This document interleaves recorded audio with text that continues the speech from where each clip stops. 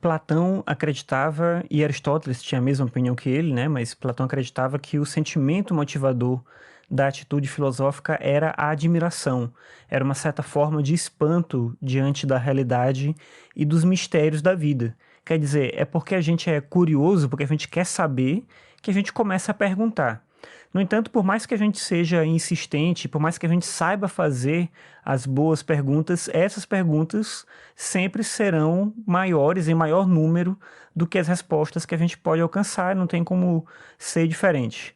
O Alberto Manguel tem um livro que chama Uma História Natural da Curiosidade, em que ele fala algo mais ou menos nessa linha, quando ele diz o seguinte, abre aspas: logo descobrimos que essa curiosidade raramente é recompensada com respostas significativas ou satisfatórias, e sim com o desejo crescente de fazer mais perguntas e com o prazer de conversar com outras pessoas.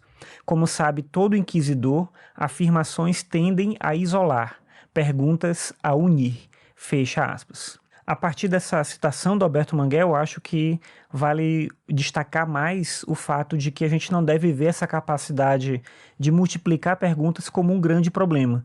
Pode até parecer um despropósito a gente ficar perguntando tanto só para receber algumas poucas respostas e um caminhão de novos questionamentos, né? Então, para que exatamente que a gente vai fazer isso?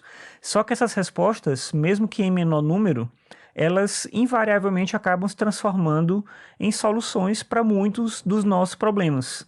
Se todo cientista ou filósofo ou investigador desistisse diante dos entraves que aparecem, né, para as questões que se costuma fazer, a gente não ia ter avançado nada. Mesmo que tenha autores, como Rousseau, por exemplo, que afirmava que o conhecimento ele gerava mais dor e sofrimento do que o real bem-estar das pessoas, mesmo que tenha gente que pense assim, da mesma maneira que o Rousseau, eu penso que a situação em que a gente se encontra é invariavelmente melhor do que seria se a gente não tivesse investido nesse caminho da ciência. E por isso que eu acho que quando a gente começa a negar o valor da curiosidade, o valor da nossa capacidade de fazer perguntas, a gente acaba entrando num terreno perigoso. Como disse lá o Alberto Manguel, as perguntas, elas nos unem.